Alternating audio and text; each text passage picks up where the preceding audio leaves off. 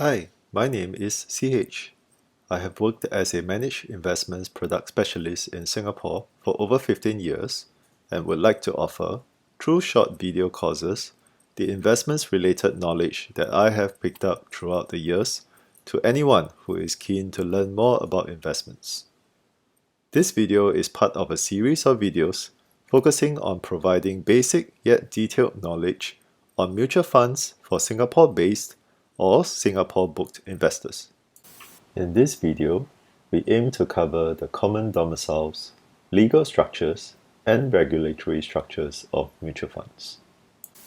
Mutual funds are highly regulated investment products.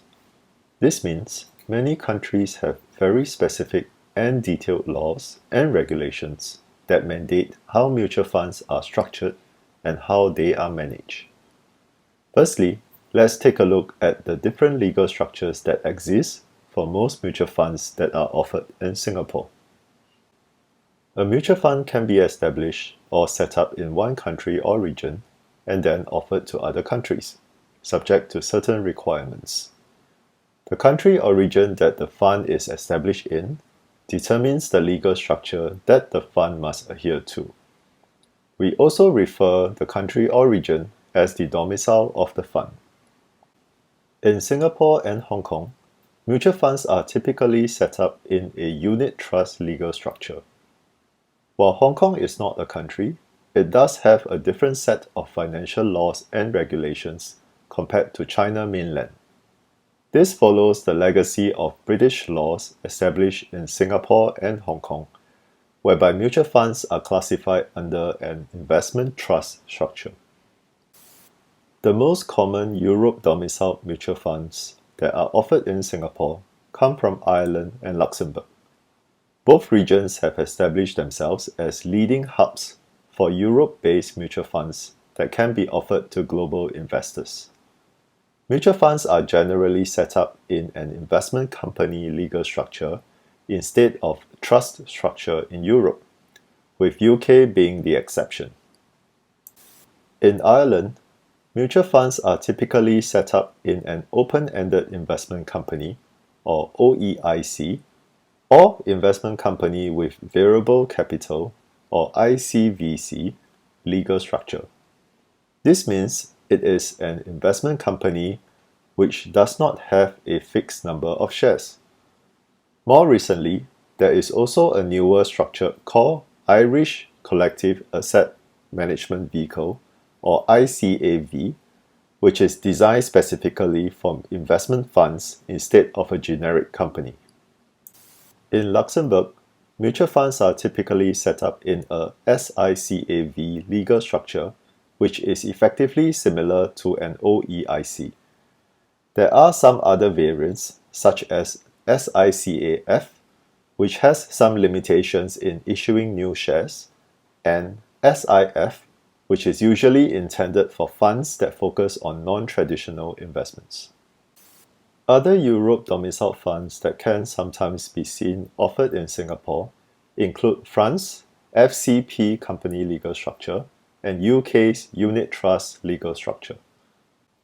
While there are some nuances between investment unit trusts and investment companies, they are essentially well-accepted fund legal structures for global investors.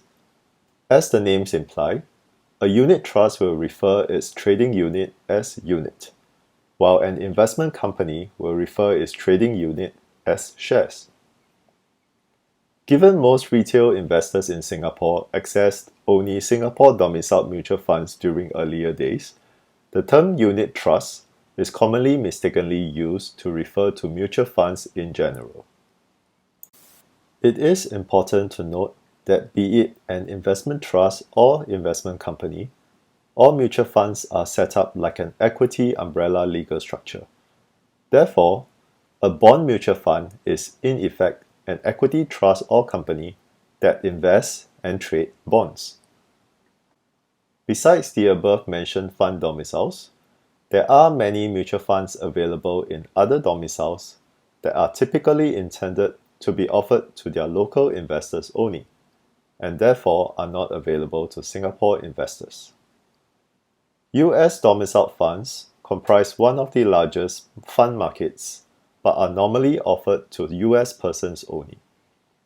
Within Asia region, some examples include Malaysia, Indonesia, Thailand, and Taiwan domiciled funds that are also intended only for their own local investors. Last but not least, there are some closed-end listed funds that are tradable on stock exchanges.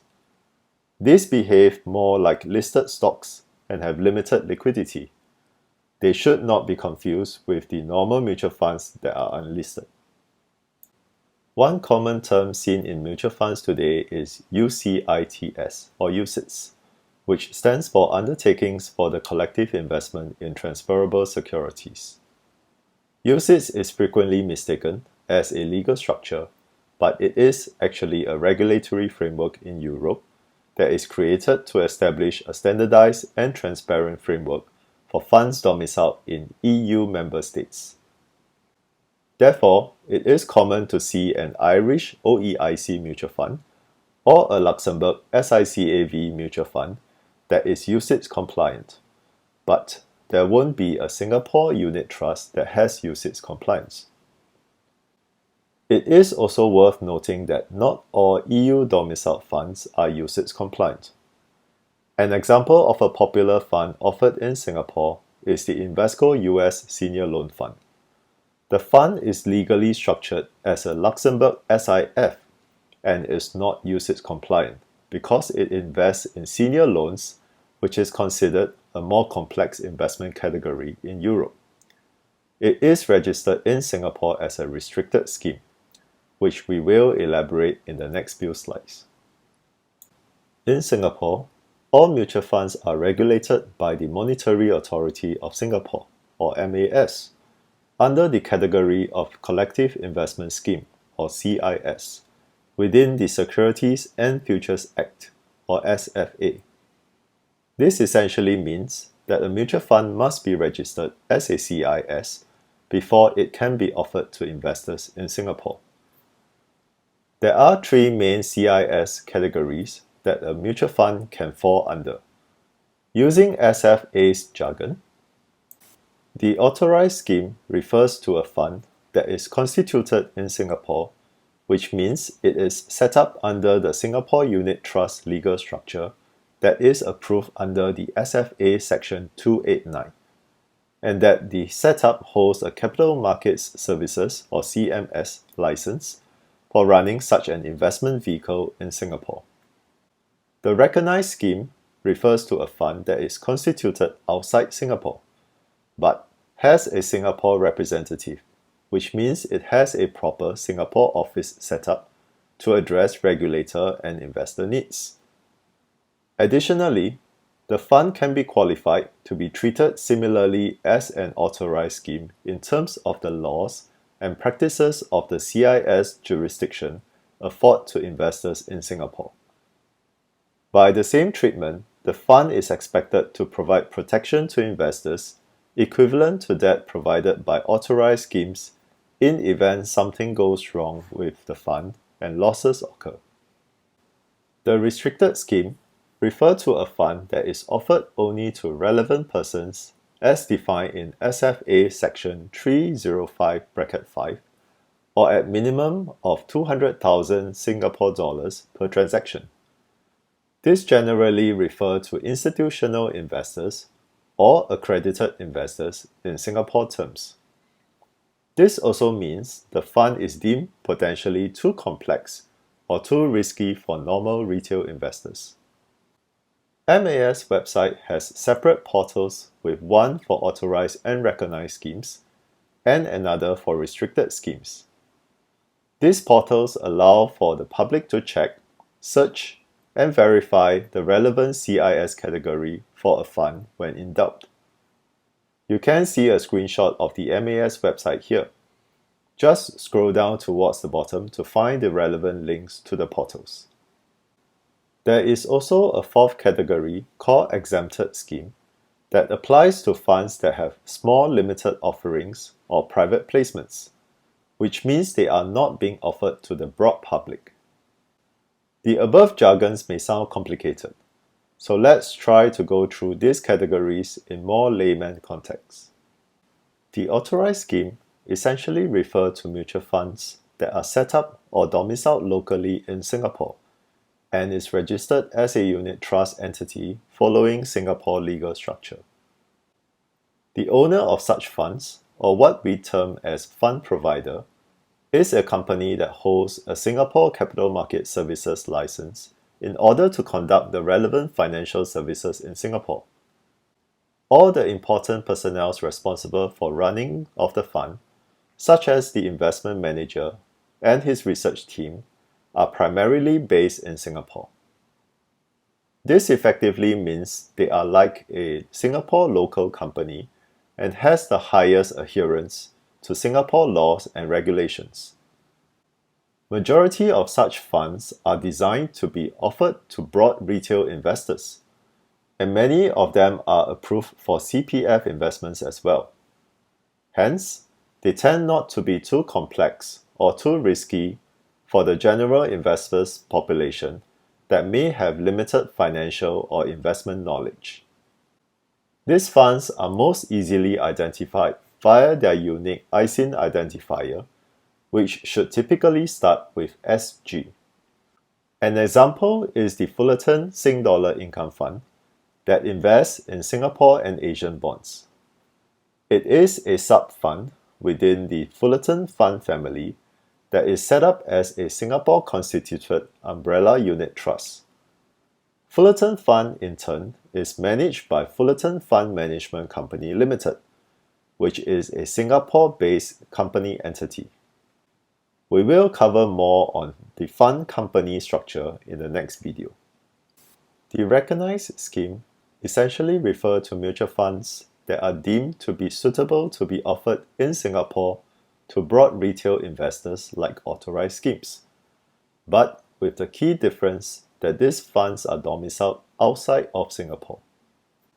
This means the fund provider may not hold a Singapore CMS license, and the investment manager and his research team are likely based outside of Singapore as well. The fund provider does need to have an appointed Singapore representative, such as a proper sales office in Singapore, in order to provide the required sales and support services to the investors, as well as to fulfill local regulator requirements. Common fund providers in this category include the major global asset management firms that have strong retail businesses globally, such as BlackRock, Fidelity, and Schroders, to name a few.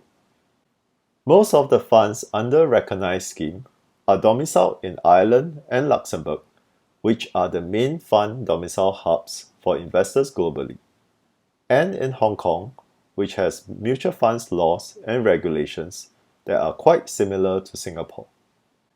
An example is the BlackRock BGF Dynamic High Income Fund that invests in both equities and bonds globally. It is a sub-fund within the BlackRock Global Funds family that is set up as a Luxembourg umbrella type open-ended variable capital investment company, or SICAV. BlackRock Global Funds is managed by BlackRock Luxembourg SA, which is a Luxembourg registered company entity. Given authorized and recognized scheme mutual funds are intended for broad retail investors, you will frequently see them in public advertisements, from newspaper adverts to giant posters and video adverts in bus terminals and train stations. Last but not least, the restricted scheme essentially refer to mutual funds that are not intended for retail investors. This means the target audience for such funds are the more sophisticated investor categories, such as accredited investors or institutional investors. These funds are either more complex in their strategies and exposures, or come with high volatility or risk that are not suitable for retail investors who may not possess sufficient investment knowledge to understand the fund and the risks involved. Most of these funds are domiciled and registered outside of Singapore, and sometimes in jurisdictions besides the usual Ireland and Luxembourg domiciles. An example is the Algebris Financial Credit Fund that invests specifically in financial bonds. It is a sub-fund within the Algebris UCITS Funds plc family that is set up as a Ireland ICVC. Algebris UCITS Funds plc is managed by Algebris Investments Ireland Limited. As the fund is registered as a restricted scheme in Singapore, its prospectus will clearly state that it is not allowed to be offered to retail public in Singapore. It should be noted that while this is also a UCITS compliant fund, it falls under the CIS restricted scheme in Singapore. Therefore, you should not assume that there are clearly defined mappings between regulations of one country with another. Given restricted scheme mutual funds are not meant to be offered to the general public, you will not see any public advertisements of these funds. Instead, they are typically being offered through distributors such as private banks and online investment platforms that need to ensure the target audience fulfill the accredited investor or institutional investor criteria. It should also be noted that some funds may first register as restricted, then subsequently register as recognized if they qualify, and will appear in both lists in the MAS portals. These are treated as recognized funds. Hopefully this video has given you a better overview and understanding of the different legal and regulatory structures seen in most mutual funds offered in Singapore, and in particular the different categories of the Singapore Collective Investment Scheme. This concludes this video. Do check out my other videos to find out and learn more about mutual funds. If you find this video useful and would like to see more related contents, please click on like and subscribe to the channel, as well as share this video to someone else that might find this useful too. Last but not least, if you spot any mistakes or inaccurate information in this video, or have any suggestions to help improve this video, please do drop a comment below. Thank you and have a great day.